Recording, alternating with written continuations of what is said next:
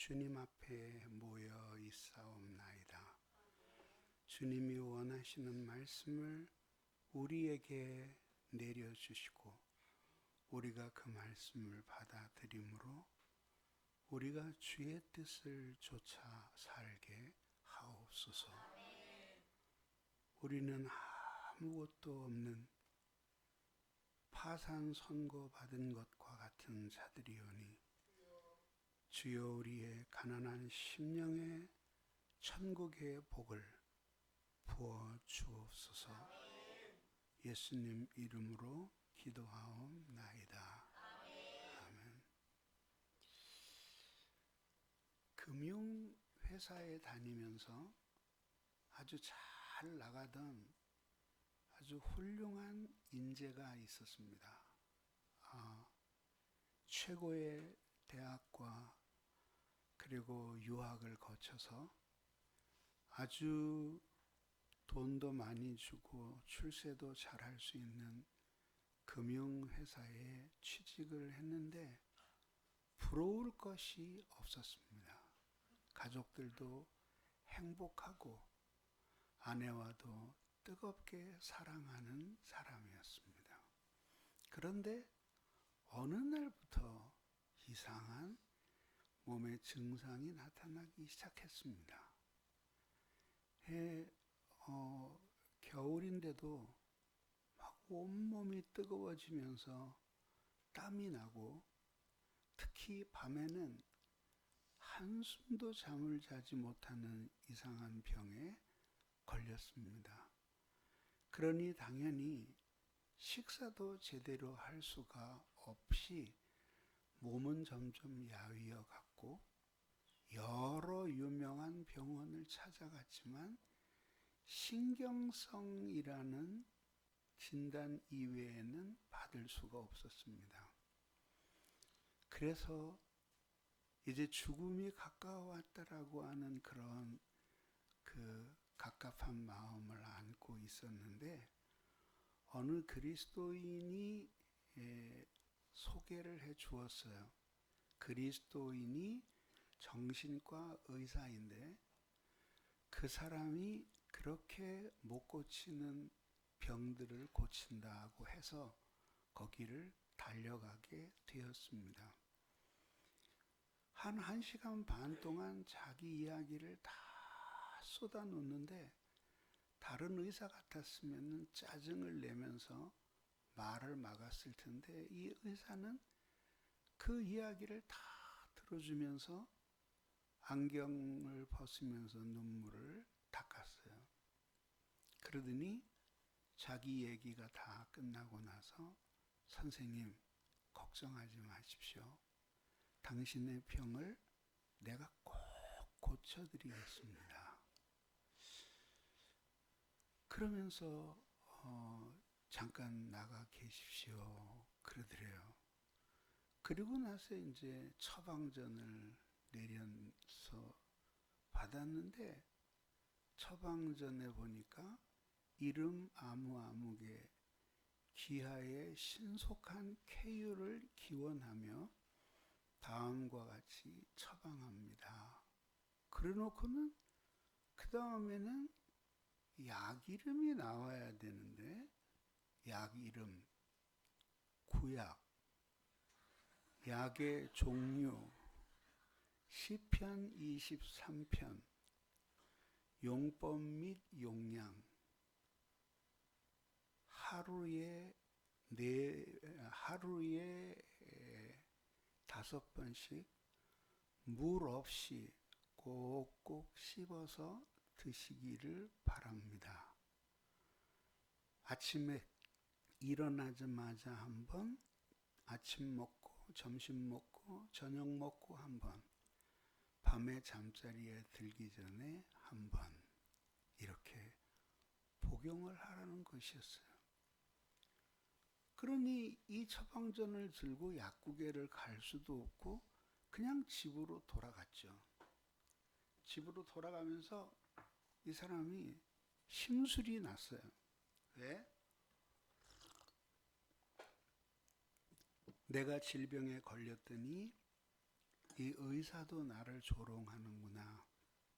사실 이 사람은 어렸을 때 주일학교를 다녔는데 이후로는 세상에서 성공하고 출세하기 위해서 정신을 팔다 보니까 교회와 멀어지게 되었습니다. 그 집에 와서 그 처방전을 구겨가지고 쓰레기통에 집어넣으면서 세상에 이런 나쁜 인간이 의사라니 하면서 분을 사귀지 못하고 잠자리에 들었는데 그날 밤도 역시 한숨도 잠을 이룰 수가 없었어요. 이 새벽쯤 됐는데 생각이 좀 바뀌게 됐어요. 의사가 돈을 벌려면 약을 팔든지 주사를 놔야지 돈을 벌 텐데 이게 이렇게 해주는 데는 뭔 뜻이 있지 않을까? 그리고 또 그거 하루에 6번씩 시편 23편을 읽는 게 뭐 그렇게 힘이 드는 일일까 하고 엉금엉금 기어가서 다시 구겨진 처방전을 펼친 다음에 저 책꽂이 꼭대기에 먼지가 하얗게 쌓여있는 성경책을 꺼냈어요. 그리고 23편을 펼쳤습니다. 그리고 그날 밤부터 읽기 시작했어요. 그러니 하루에 5번을 읽으니까 일주일이면 35번을 읽게 되고 한 달이면은 140번을 읽게 되고 2달이면은 280번을 읽게 되니까 2달쯤 읽으니까 자기는 그렇게 하려고 하지도 않았는데 저절로 외워지게 되었습니다. 그 어느 날 이른 아침이었어요. 정원을 산책하면서 그가 시편 23편을 낭송했어요. 여호와는 나의 목자시니 내가 부족함이 없으리로다. 그가 나를 쉴 만한 물가으로 푸른 초장으로 인도하시고 쉴 만한 물가으로 인도하시는도다. 내 영혼을 소생시키시며 자기 이름을 위하여 의의 길로 인도하시는도다. 쭉 외우고 마지막에 여호와의 선하심과 인자하심이 정녕 나를 따르리니 내가 여호와의 집에 영원히 거하리로다. 외웠는데 놀라운 일이 일어난 거예요. 갑자기 자신의 마음 속에서 뜨거운 서름 같은 것들이 쏟아지기 시작하더니 자기도 억제할 수 없이 눈물이 쏟아졌어요. 그리고는 이제 그 정원에 펄썩 주저앉아서 어린아이처럼 엉엉 울기 시작했어요. 그리고는 어렸을 때 주일학교 다녔던 기억들이 떠오르고 이 찬송을 부르던 시절들이 회상이 되었어요. 그렇게 막 울고 있는데 마치 커다란 콘크리트 더미 같은 것이 마음속에서 우르르 무너져 내리는 경험을 하게 되었어요. 그리고는 하나님 앞에 깊이 통곡하면서 자신의 인생의 실패가 건강 때문이었고 재수가 나빴기 때문이다라고 생각했었는데 알고 보니까 자신의 인생의 이 비극의 원인은 하나님의 목자가 없이 자기 혼자 살았기 때문에 당하게 된 불행이요 고통이었다는 사실을 깨닫게 된 것이었어요. 그리고는 그때서부터 시편 23편을 외우기 시작하는데 놀랍게 건강이 회복이 되면서 다시 삶의 의욕이 솟고 기도하고 밤에 들 때 간절히 기도하면 하나님이 당신의 품 안에 안아서 재우시는 것 같이 그렇게 푹 숙면을 취할 수가 있었던 것입니다. 이 시편 23편은 다윗이 쓴 시입니다. 다윗은 이스라엘의 임금이었고 군대의 장수였고 또 시인이었으며 철학자였고 신학자였어요. 그 사람이 이 시편 23편을 썼는데 많은 사람들은 이 23편을 언제쯤 썼을까라고 추정을 해요. 그런데 많은 사람들이 이 시편을 쓴 것이 분위기로 볼 때에 목동 시절에 쓴 것이 아닐까라고 생각을 하는데 사실은 그렇지가 않고 구약을 연구하는 학자들의 공통적인 견해는 이 시는 초창기 청년 시절에 쓴 시가 아니라 인생의 시련과 고난을 다 겪고 인생 말년에 자신의 생애를 회고하면서 쓴 시라고 보는 것이 정설이에요. 그 증거가 주께서 내 원수 앞에 원수의 목전에서 상을 베푸시며 라고 되어 있는데 그 원수가 복수예요.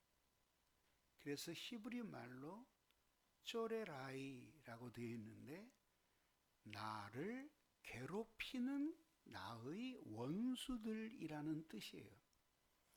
그러니까 복동 시절이 아니라 왕이 되고 난 후에 반란을 비롯해서 왕자의 난까지 온갖 시련을 겪은 후에 그것을 회고하면서 그럼에도 불구하고 하나님이 나와 함께 하셨다라는 사실을 깨닫게 되는 거죠.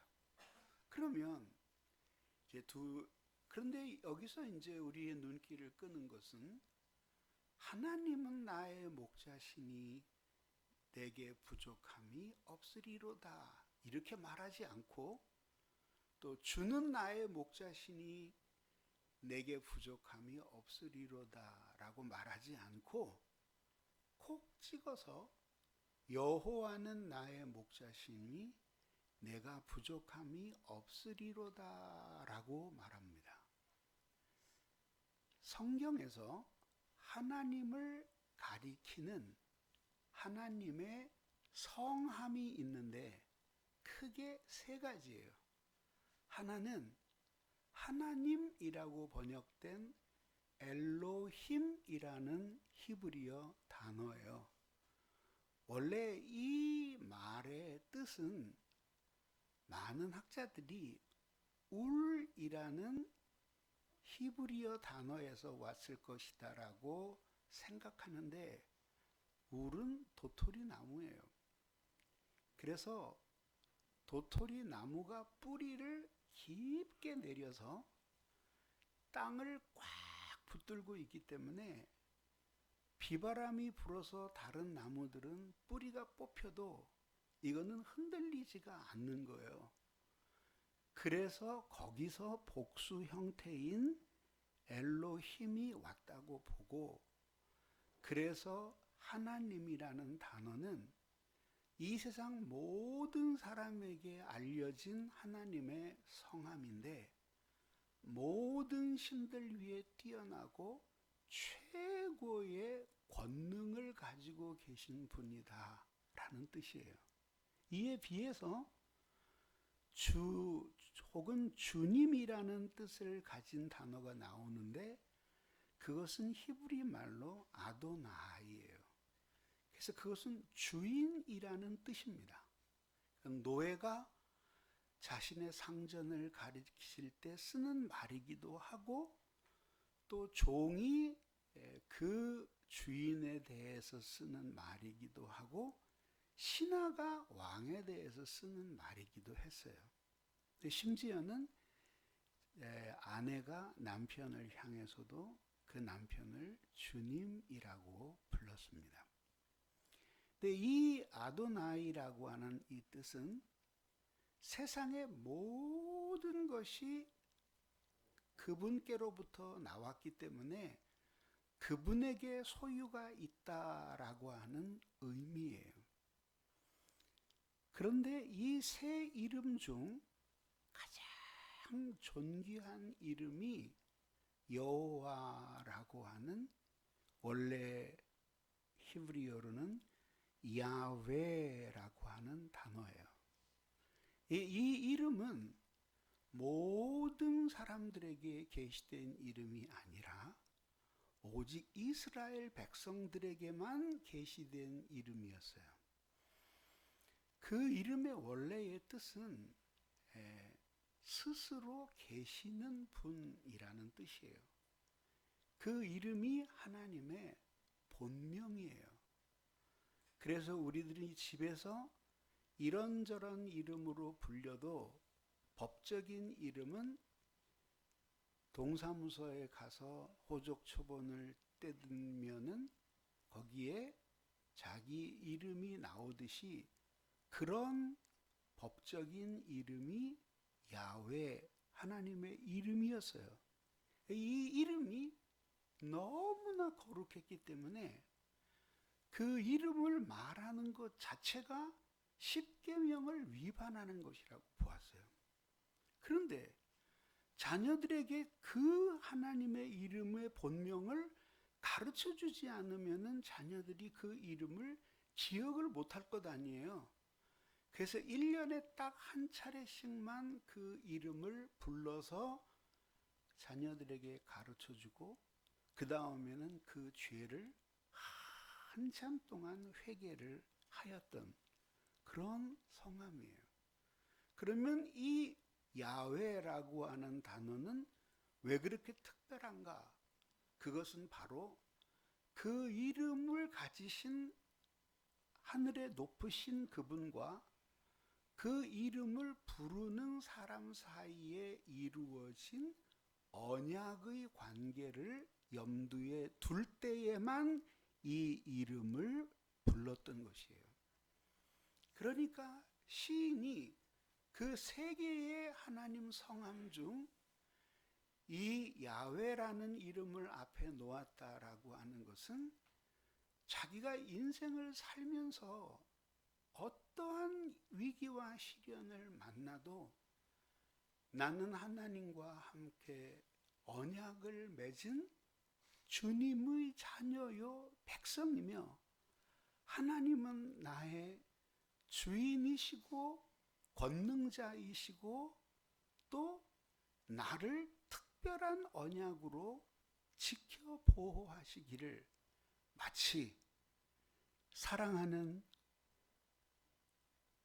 어머니가 자기 아들을 무조건적인 사랑으로 돌보시는 것처럼 그렇게 돌보신다라고 하는 의미를 이 속에 가지고 있는 것이에요.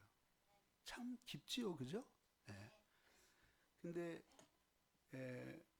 시간이 정해져 있어서 더 풀지를 못하고 이 정도로 하고 이제 넘어가는 겁니다.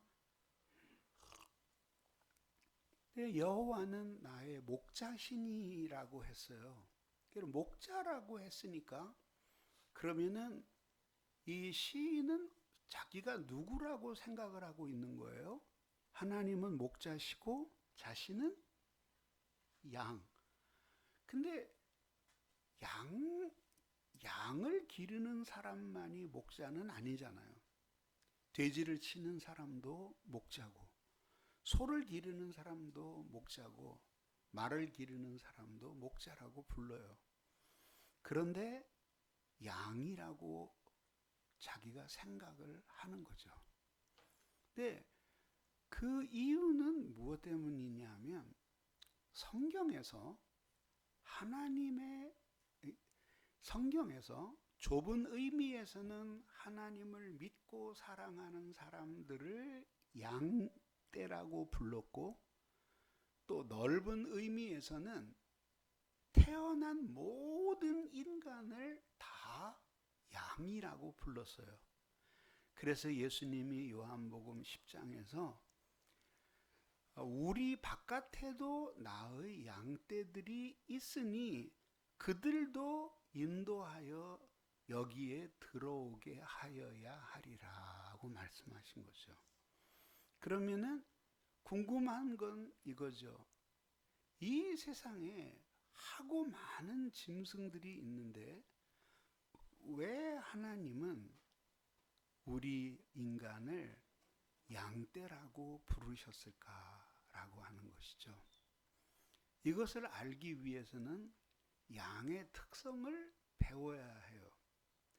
이 세상에 있는 모든 짐승들은 전부 다 자기를 보호할 수 있는 한두 가지의 특별한 장점을 가지고 있어요.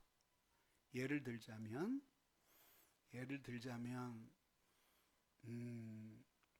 치타 같은 표범은 시속 110km를 질주를 해요.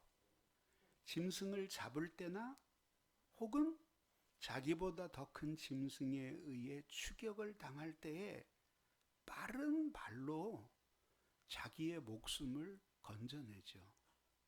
그런가 하면 악어 같은 것은 웬만큼 물어도 가죽을 뚫을 수가 없는 장갑을 가지고 있기도 하고요.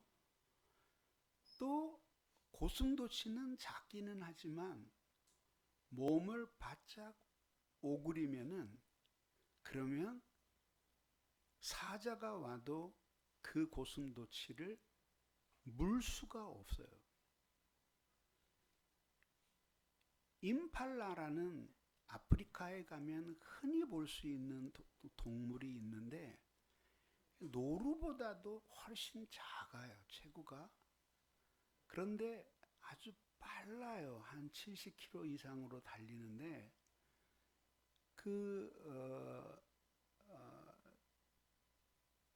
그 세계 기록 선수가 달리는 게 겨우 시속 36km니까 그러니까 70km면 엄청 빠르잖아요. 양쪽에 한 60cm쯤 되는 뿔을 가지고 있어요. 동물의 왕국에 나오는 장면인데 사자가 이놈을 발견을 하고 미친 듯이 달려가서 이제 잡아먹으려고 했어요. 임팔라는 최선을 다해서 달렸고 도저히 이제는 더 도망갈 수 없다고 생각되자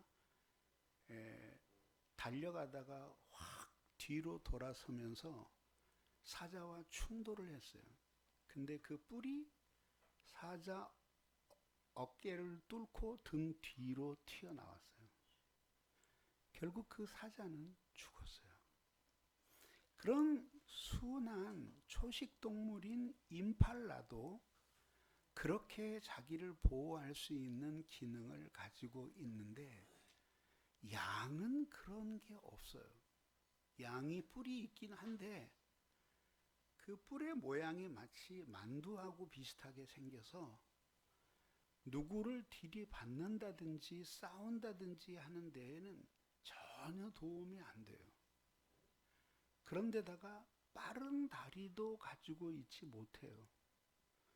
거기에다가 눈은 지독한 근시여서 2, 3m 바깥에만 내다 놔도 잘 보이지가 않는 동물이 바로 양이에요.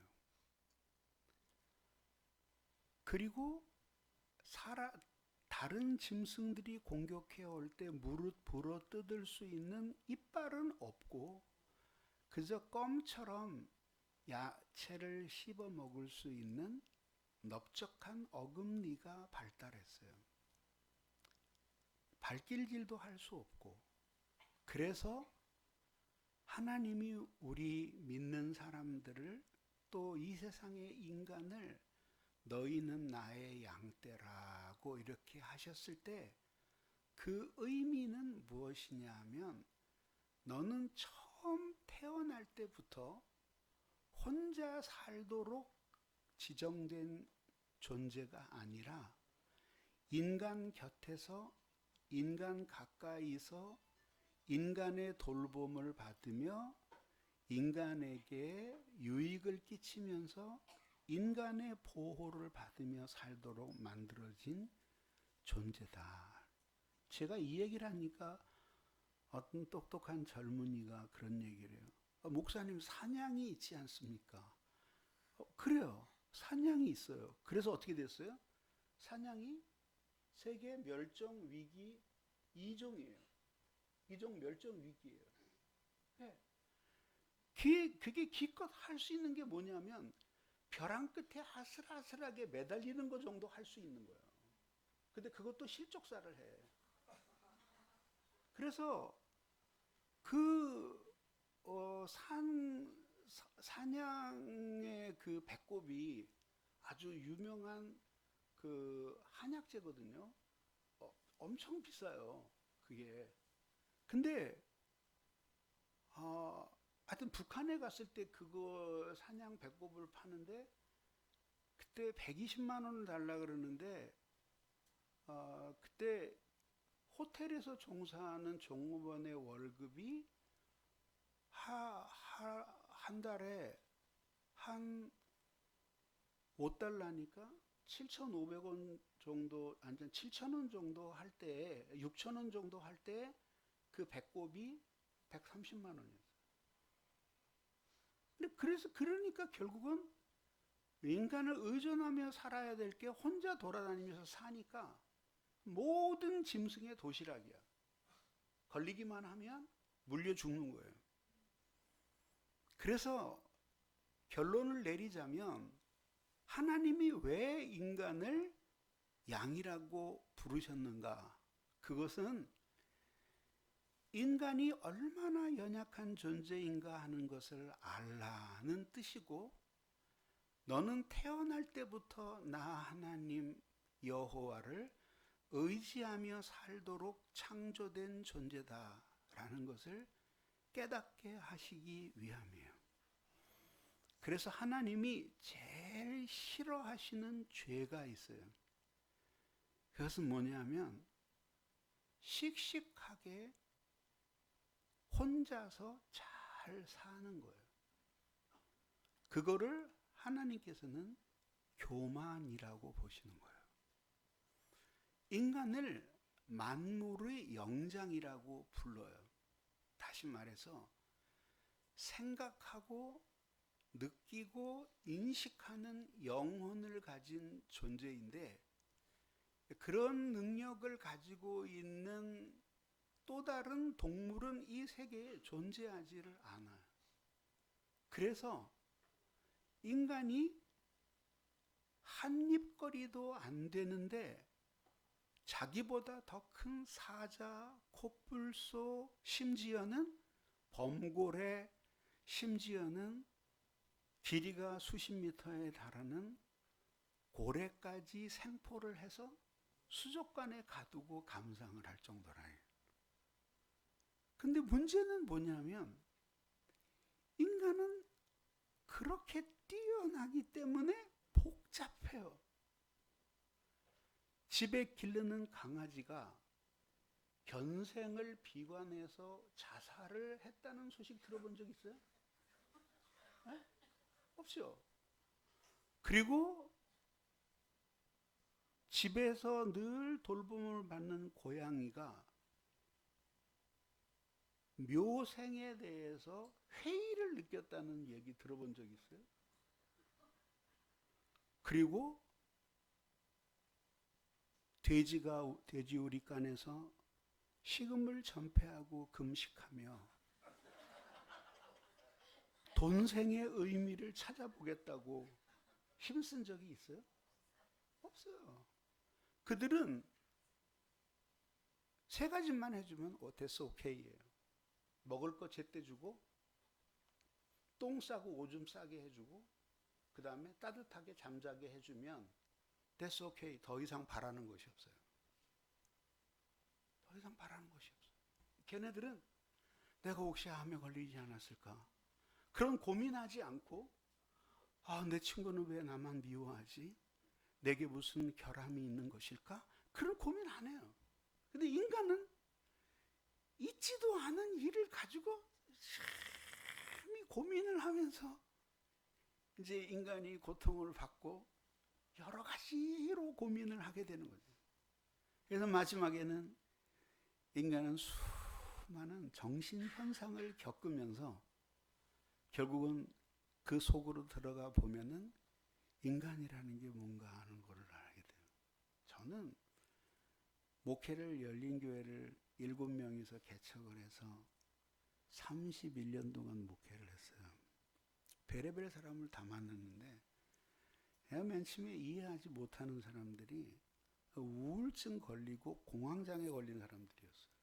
아니 그 공황장애 왜 걸리냐? 그까짓 게 뭔데 정신 똑바로 살고 기도 많이 하면서 살면 건강하게 살 수 있는 거지 왜 그러냐 그랬어요. 근데 나중에 좀 더 신앙이 깊어지고 영혼들을 돌보다가 보니까는 그게 인간의 원래 모습이구나 하는 사실을 깨닫게 되었어요. 걸릴 수 있어요. 그러면은 그렇게 비참해요. 왜? 온 세상이 허무한 것처럼 느껴지고 자기 혼자 광장에 버려진 것과 같은 두려움을 느끼는 거예요. 그게 바로 이제 이 양목자라고 하는 단어가 우리에게 보여주고 있는 바예요. 자, 그런데 이제 다시 여호와로 돌아가면 그 여호와는 이 세상에 한 분밖에 없으신 분이에요. 그러면 어떤 사람이 어떤 사람을 두고 저 사람이 얼마나 대단한 사람인가 하는 것을 알기 위해서는 얼굴을 쳐다본다고 알 수 있는 것이 아니에요. 그 사람이 해놓은 일을 보면 그가 얼마나 대단한 사람인지 하찮은 사람인지 알 수 있어요. 집에서 가정폭력이나 행하고 마약이나 하고 노름이나 하고 자녀들 때리기나 하고 그런 사람은 시시껍질한 인간이에요. 근데 사회를 위해서 훌륭한 일을 하고 대의를 위해서 목숨을 바친 사람은 훌륭한 사람이에요. 그러면 하나님이 어떤 분인지를 알고 싶은데 하나님이 보이질 않아요. 그리고 하나님을 보이는 것처럼 만드는 것을 하나님께서는 죄악이라고 명하셨어요. 그러면 하나님이 행하신 일 중에서 가장 확실한 것은 뭐예요? 이 세상을 창조하신 것이잖아요.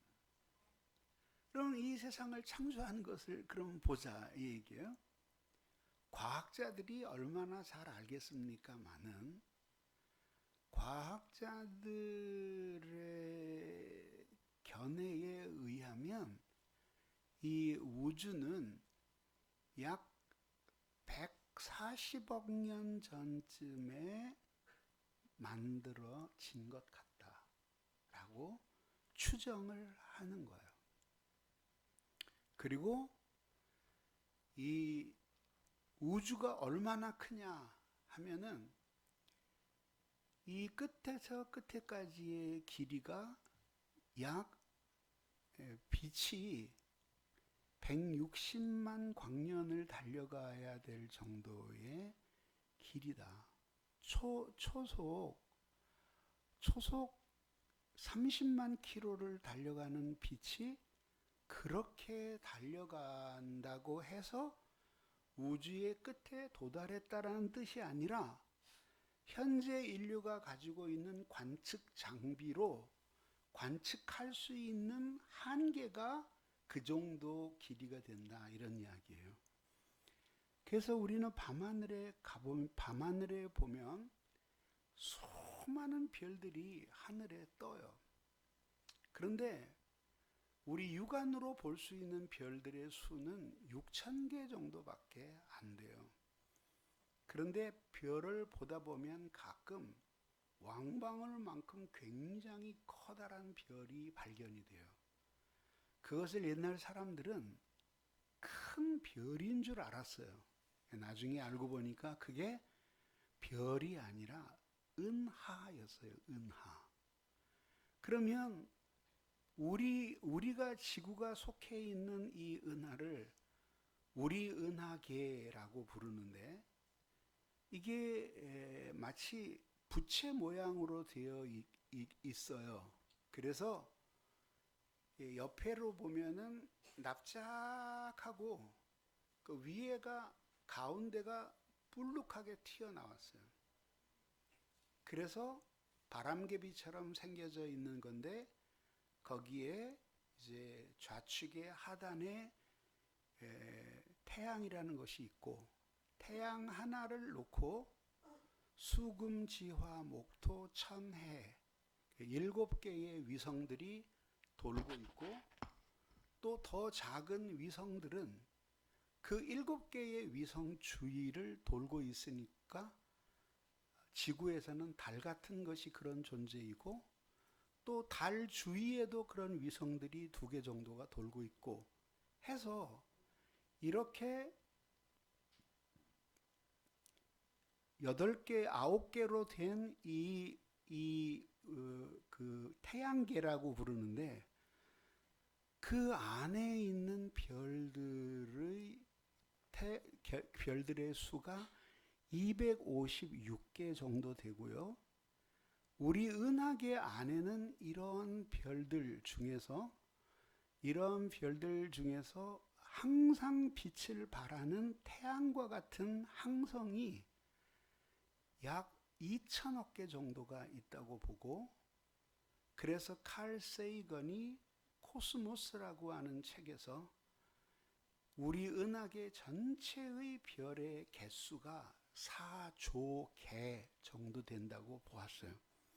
근데 이게 얼마나 황당하냐면, 수금지와 목토 천해명을 모두 모으면은 500원짜리 동전 안에 들어가는데, 거기서부터 가장 가까이 있는 태양과 같은 별이 대구쯤 있어요. 그러니까 우주 공간에는 사실은 아무것도 없는 거나 마찬가지라는 거죠. 보이저호가 2억 광년 이상을 날아가서 거기서 찍었는데, 2억 광년까지 가기 전에 이제 1억 광년쯤 갔을 때 찍었는데, 그때 밝고 푸른 작은 별이 찍혔어요. 그게 지구예요. 그거를 본 사람들이 엄청난 충격을 받은 거예요. 야, 이 지구라는 별이 이렇게도 하찮은 것이구나. 그거예요. 그러면은 한번 생각해 보세요. 그린랜드에 사는 상어는 평균 460년을 살아요.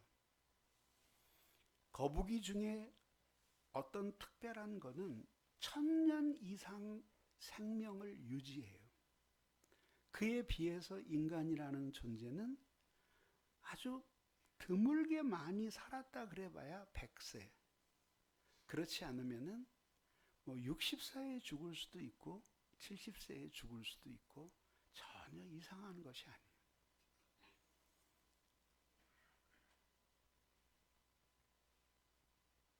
파리하고 하루살이가 둘이 놀다가 파리가 하루살이에게 말했대요.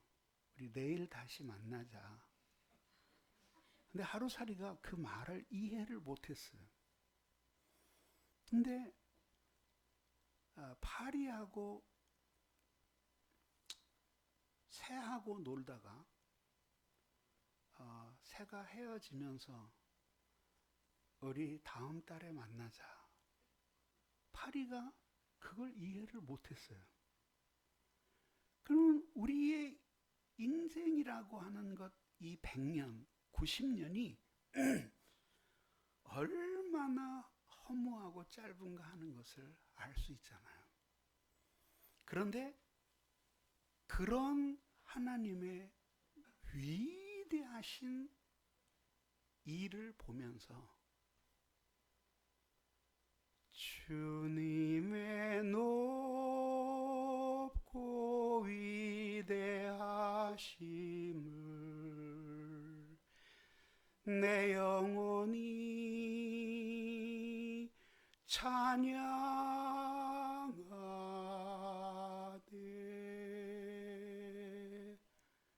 그 하나님의 높고 위대하심 앞에서 인간은 거의 없는 것과 마찬가지 존재예요. 존재의 크기도 그렇고 의미도 그렇고. 그래서 많은 사람들이 허무주의라는 병에 떨어지게 되는 거예요. 그런데 이 온 우주를 창조하신 하나님에 비하면 인간은 팔이 등짝에 붙어 있는 세균만도 못한 존재예요. 근데 그런 인간이 신은 죽었다, 너는 잘렸어, 지구 밖으로 떠나거라, 하나님을 향해서 이렇게 말하는 거예요. 그리고 자신이 모든 것을 다 알고 모든 인생의 의미를 결정할 수 있는 것처럼 생각하면서 자기를 온 우주의 중심에 두고 최고의 가치를 자기 행복에다가 두면서 살아가는 거야. 이것을 우리들이 쉬운 말로 죄라고 부르는 거예요. 그래서 죄를 회개한 사람들에게는 어떤 마음이 있냐면, 내가 이 온 우주의 중심이 아니라 나는 하찮은 존재일 뿐이며 하나님이 이 온 우주의 중심이시고, 그리고 하나님만이 모든 참되고 영원한 것의 기준이다 라고 생각하면서 사는 삶으로 돌이키는 것이 회개예요. 그래서 하나님이 제일 미워하시는 게 씩씩하게 살아가는 거예요. 하나님 의지하지 않고 씩씩하게 살아가는 사람들은 절대로 하나님의 말씀에 귀를 기울이거나 눈물로 하나님께 간구를 하거나 지치고 상한 자신의 마음을 받아달라고 통곡할 줄 몰라요. 그러니까 하나님 보시기에는 추해 보이는 거예요. 그래서 하나님은 아무것도 의지하지 않으셔요. 그래서 하나님이 이 세상에 있는 아무것도 의지하지 않으시고 홀로 계시기 때문에 하나님은 아름다우셔요. 이것을 하나님의 독립미라고 부르는 거예요.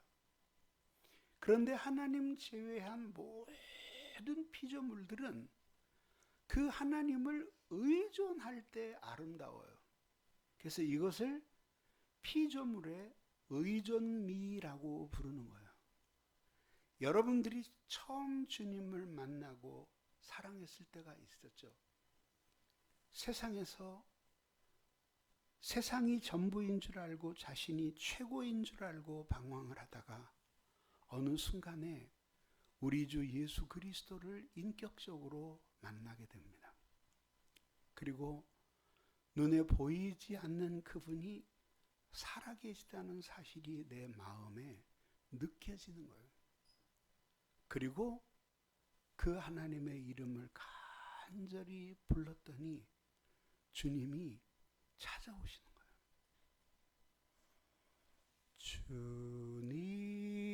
주님을 나의 길이라 부르면서도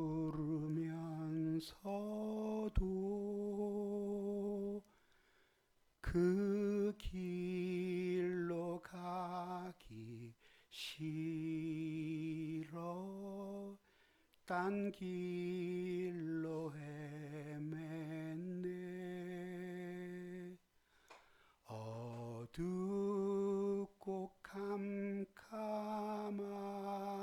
그곳 가시밭 길에 길 잃은 양 한 마리 떨고 있을 때 어디선가 들리는 주님의 음성 너는 내 것이라 내 것이라 깨닫게 돼. 하나님 알고 보니 내가 살아온 모든 인생의 길이 죄의 연속이었습니다.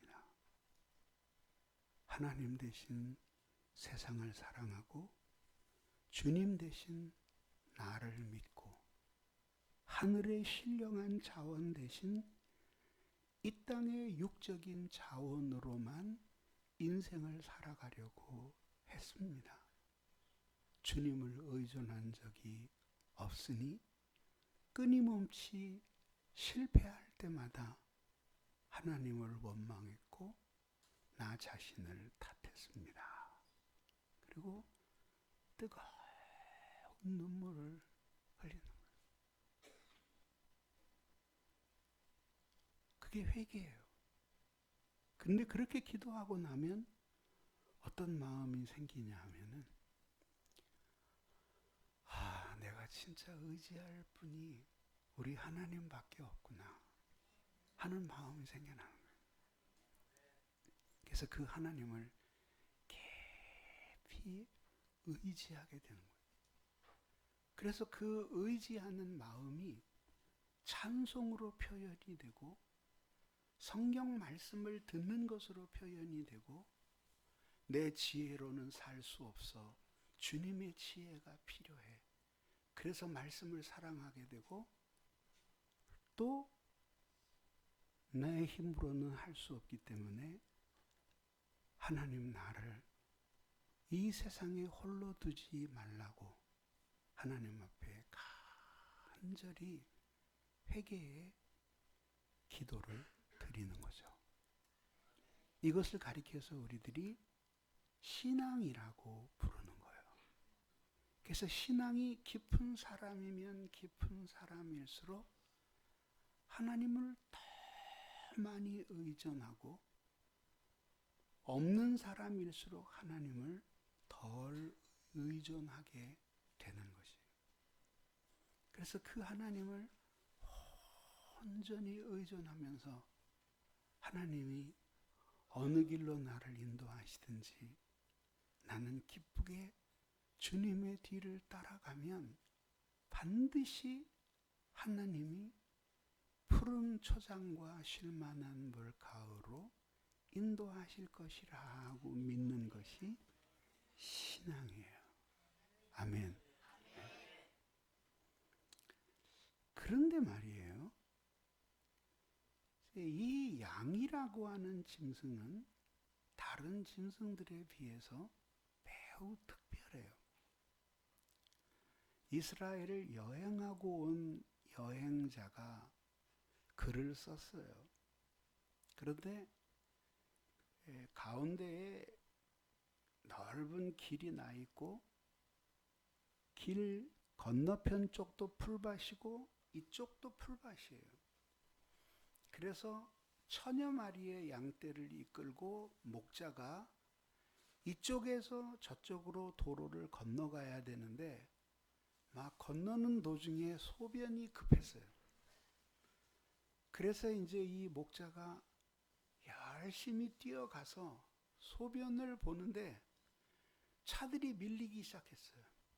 그래서 크락션을 울리면서 양떼들을 보고 좀 길을 비켜달라고 말을 하고 심지어는 운전자가 나와가지고 손으로 양의 엉덩이를 밀었는데도 양들은 꿈쩍도 안 해요.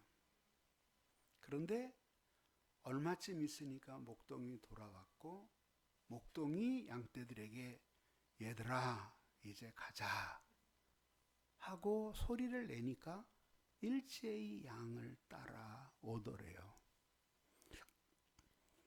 그래서 양은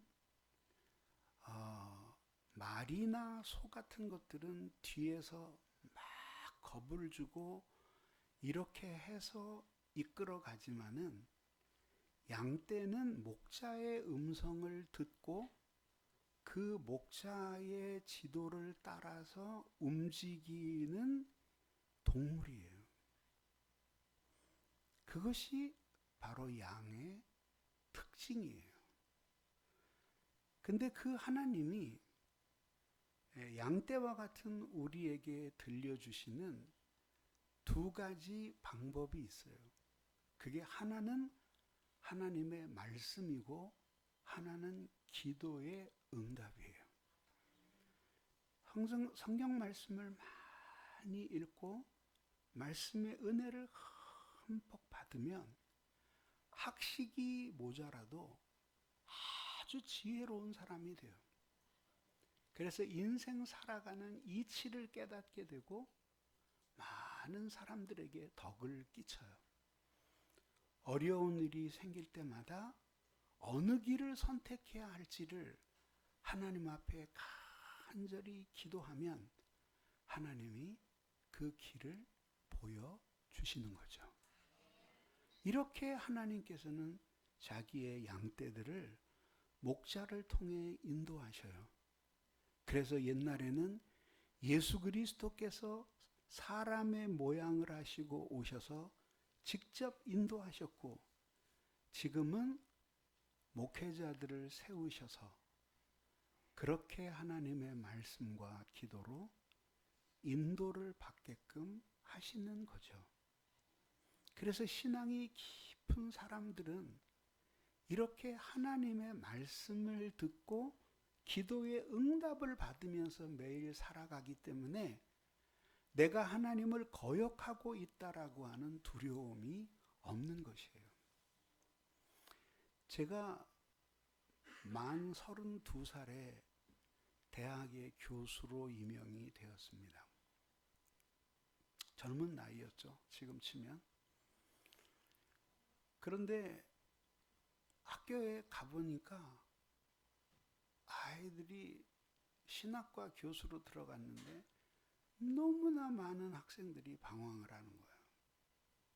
그래서 그때 기도를 하루에 한 3시간 내지 4시간씩 할 때였는데 그때 하나님이 나에게 그런 마음을 주셨어요.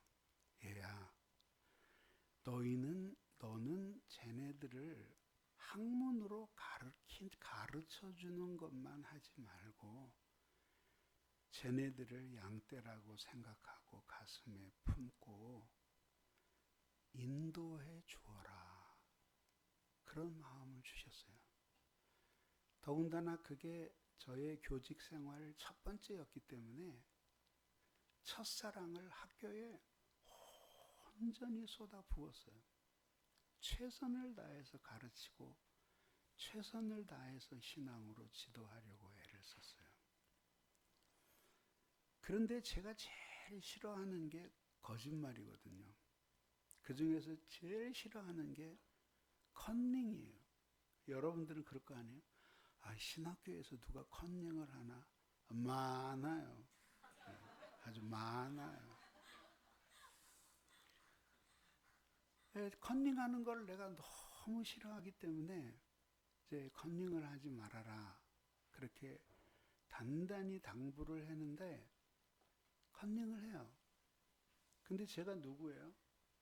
자기들보다는 똑똑하거든요. 그러니까 나는 문제를 똑같은 문제인데 순서를 바꿔서 4종류로 문제를 내요. 그래서 A 유형을 1열에 쭉 나눠주고 B 유형을 2열에 나눠주고 C 유형을 여기다 나눠주고 D 유형을 여기다 나눠주고 여긴 다시 A, B 넘어가는 거예요. 여기서 이렇게 건너쓰고 보면 자기 문제지에 1번에 나오는 문제인데 옆에 있는 친구 답안지에는 2번에 나오는 문제로 되어 있으니까 그게 베꼈으면 금방 표시가 나게 돼 있는 거예요. 그러다가 잡혔어요. 예? 잡혔어요. 그래서 한 녀석이 이제 조교를 시켜서 이제 딱 저기다가 벽보를 붙였어요.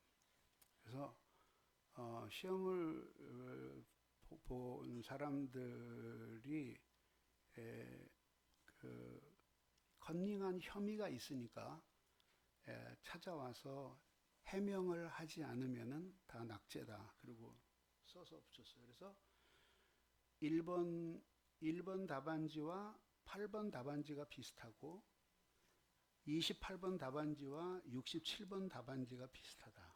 뭐 이런 식으로 해서 와요. 그런데 건들 하면서 와요. 녹살도 좋아요. 문 탁 열고 교수님 안녕하세요. 얼굴이 좋아 보이시네요. 그때 이제 교수에게는 뭔가 이렇게 좀 뭐랄까 액션이 필요해요. 그래서 이제 이 크리넥스 통을 문 열자마자 확 던져버리는 거예요. 이제 일부러 던지는 거야.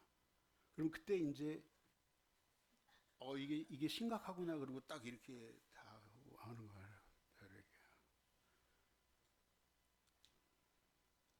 앉아. 네, 앉아요. 물 한 모금도 안 주죠. 그리고 이제 퍼버대기 시작하는 거야. 야, 너 컨닝 했어 안 했어? 그러니까 아니 컨닝을 한 게 아니라 조금 봤어요. 아니 그게 컨닝이라는 거다. 그러면서 이제 막 몰아세우는 거야. 너 진리를 가르칠 사람이 그렇게 진리를 우습게 알고 컨닝을 하고 신학교 학과목을 컨닝을 해서 졸업을 해서 네가 선한 목사가 되겠냐? 그리고 이제 막 후달고요. 그러면은 이제 뭐 곧 죽어도 찍한다고 성과를 내요. 교수님 왜? 그럼 교수님은 학교 다닐 때 한 번도 컨닝 안 했습니까? 그래서 내가 너 같은 놈 만날까봐 절대로 컨닝 안 했다.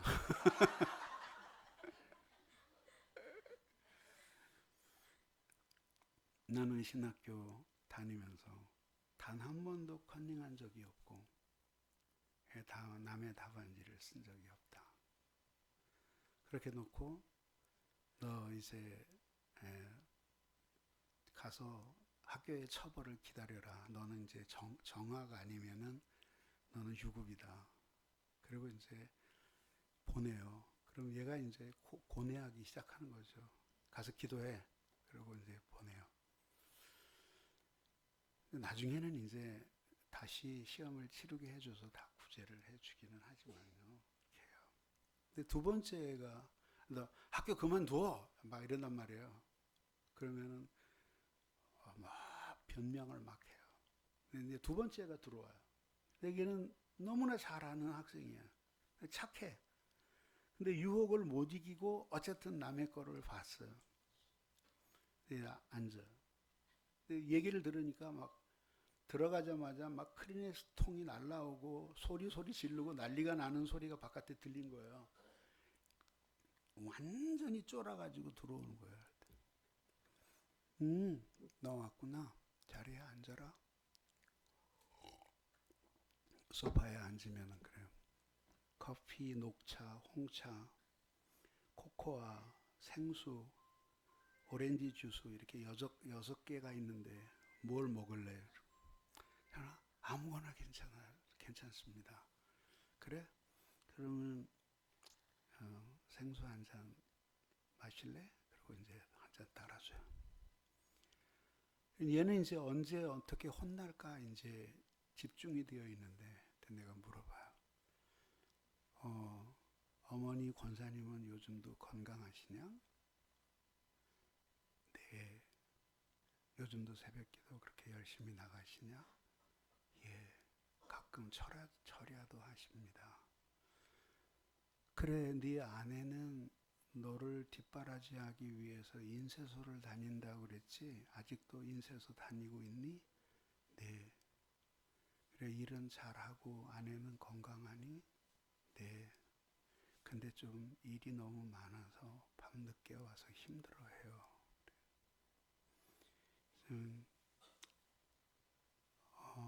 호르머니가 너를 홀로 키우셔서 어떻게 하든지 주의 종 만들어 보려고 너를 위해서 그렇게 오랜 세월 새벽 기도를 하시고 금식 기도까지 하셨는데 네 아내는 너 뒷바지하려고 인쇄소까지 다니면서 야근을 하는데 너는 어떤 사람이 돼야 되겠니? 하나님 앞에 선한 목자가 돼야 되겠지? 그러면 눈물을 확 쏟아요. 만약에 그 학생에게 너 이따구로 하려면 그만둬. 그러면은 걔는 바로 내려가서 자퇴원서 쓸 아이란 말이에요. 그렇게 울어요. 그러면 이제 위로를 해줘요. 그리고 여유가 있으면은 돈 10만 원이라도 주면서 학업에 보태서 쓰거라. 그리고 시험은 언제 다시 볼 테니까 다시 공부하고 오너라. 이렇게 보내요. 무슨 뜻이냐면 우리 인간도 사람을 볼 때 어떻게 다뤄야 할지를 안다면은 우리의 모든 것을 다 아시는 하나님은 우리 인간을 절대로 똑같이 다루지 않으셔요. 맞춤 방법으로 마음이 연약한 사람, 강한 사람, 그 다음에 심령이 가난한 사람, 부유한 사람, 고집이 센 사람, 고집이 없는 사람 다 각기 하나하나를 다 자기의 양떼로 생각하시면서 아픈 데를 다 피해서 다루시는 거예요. 그게 어디에서 기인되는 걸까요? 하나님의 사랑. 하나님이 자기의 양떼를 사랑하시기 때문에 그렇기 때문에 그 사람 하나하나를 그렇게 불쌍히 여기시고 긍휼히 여기시면서 다루시는 분이 하나님이시라 하는 것입니다. 시인이 내게 부족함이 없으리로다라고 말합니다. 그런데 나는 동의할 수가 없어요. 이 다윗은 말이죠. 이새의 아들이었는데 이새에게 많은 아들이 있었어요. 근데 아버지에게 1도 사랑을 못 받은 아들이었어요. 그게 무엇에 입증되냐 하면은 사무엘 선지자가 왕으로 기름 부을 자를 세우러 올 때에 형들을 다 내보냈는데 아니라고 그러시는 거예요, 하나님이. 그러니까 이 사무엘 선지자가 이상한 거예요. 분명히 이새의 집의 아들의 중 하나에게 기름을 부으라고 하셨는데 아니라고 하니까 이게 네 아들 전부 다가 맞냐 그러니까 아 참 하나가 또 있네요. 지금 저 들판에 나가서 짐승들을 돌보고 있습니다. 데리고 와라. 그게 다윗이었어요. 또 형들도 다윗을 사랑해 주지 않았어요. 그래서 형들이 너무 궁금해서 아버지의 명을 받잡고 블레셋과 싸움하는 전쟁터에 나갔을 때 형들이 반가워한 게 아니라 그렇게 타박을 주었어요. 뿐만 아니라 이게 이제 사울의 그 딸과 결혼을 하게 되잖아요.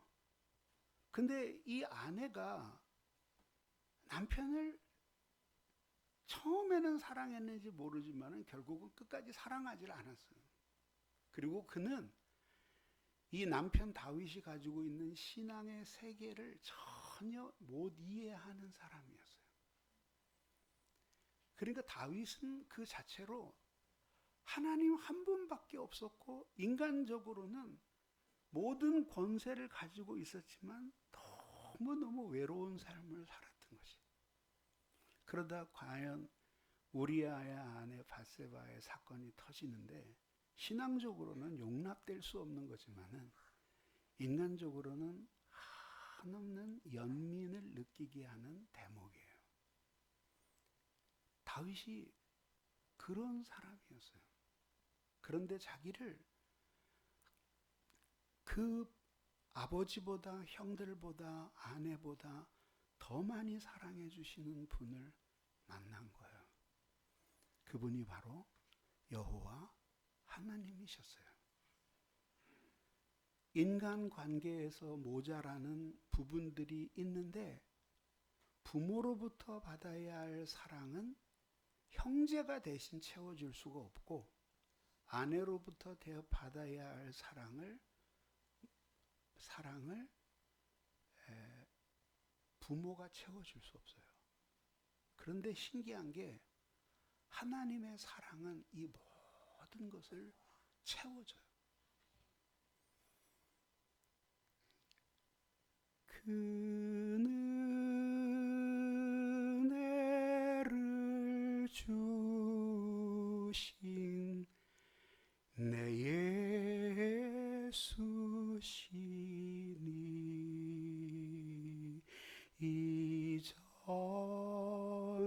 이전보다 더욱 사랑합니다. 아멘. 그래서 시인이 외로우면 외로울수록 더 많이 하나님을 의지하고 주님의 품을 파고들었더니 하나님이 그들에게부터 받지 못한 모든 사랑을 물같이 쏟아 부으셔서 이 시인으로 하여금 행복하게 하신 거예요. 오늘 거의 1시간이 넘게 설교를 하면서 마지막 결론을 내리는 대목이 무엇이냐면, 그래서 신앙이라는 것은 인격적인 것이 되어야 한다라고 하는 것이에요. 인격적이라는 것은 주먹이 오고 가지 않아도, 칼이 목에 들어오지 않아도 대화로 서로 통하는 것을 인격적이라고 말하는 거예요. 그 하나님을 인격적으로 깊이 만나고 두려움과 공포, 벌받을지도 모르는 위협 때문에 하나님을 겨우 믿는 것이 아니라, 그렇구나, 즐거운 곳에서는 나를 아무리 많이 오라고 불러도 내 영혼이 쉴 곳은 우리 주 예수님 품밖에 없구나. 아우렐리우스 어거스틴이 자신의 고백록 제1장에서 이런 말을 해요. 하나님이여, 제가 당신의 품에서 안식을 얻기까지는 나에게 쉼이 없었습니다. 사랑하는 여러분, 인격적으로 주님을 깊이 만나고 아버지 사랑으로 돌아가 영원한 행복을 누리는 성도들이 되기를 주님의 이름으로 축원합니다. 네. 우리 같이 기도 한번 할까요? 네, 기도하겠습니다. 우리 주악에 맞춰서 같이 한번 기도할 때, 하나님, 오늘 말씀을 들었습니다. 은혜를 내려 주시옵소서. 억지로 예수 믿는 것이 아니라 자발적으로, 인격적으로 주님이 내게 베푸신 사랑 때문에 감동을 받아서 예수를 믿는 착한 자녀들이 되도록 도와달라고 우리 함께 큰 소리로 기도하겠습니다. 사랑이 많으신 아버지 하나님, 감사합니다. 부족한 저희들을 사랑해 주시고 오늘 이 시간까지도 우리를 붙들어 주시니 감사드리옵나이다. 사랑이 많으신 아버지 하나님, 은혜를 내려 주시옵소서. 저희들이 이제껏 주님의 사랑과 은혜를 의지하며 살았사옵나이다. 아버지 하나님이여, 저희들이 주님을 강제로 믿는 것이 아니라 기꺼운 마음으로 주님을 믿고 따를 수 있도록 은혜를 내려주시기를 간절히 빌고 원하옵나이다. 곤고한 심령으로 나아온 이 모든 양떼들에게 하나님의 강한 손길로 은혜를 베풀어 주시옵소서. 능력의 주님이 함께하여 주셔서 은혜를 내려주셔서 믿음으로 살 수 있도록 힘 주시기를 간절히 빌고 원하옵나이다. 아버지 하나님께서 역사하여 주시고 은혜를 내려주시기를 간절히 빌고 원하옵나이다. 아버지 하나님의 사랑과 은혜 안에서 믿음으로 살 수 있도록 주께서 복을 내려 주시옵소서. 예수 그리스도의 이름으로 간절히 기도하옵나이다. 아멘. 기도하겠습니다.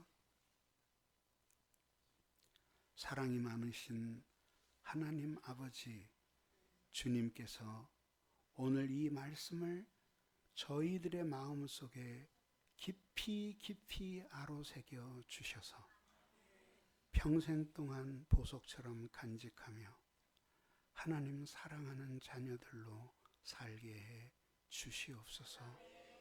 인격적인 신앙을 갖게 해 주옵소서.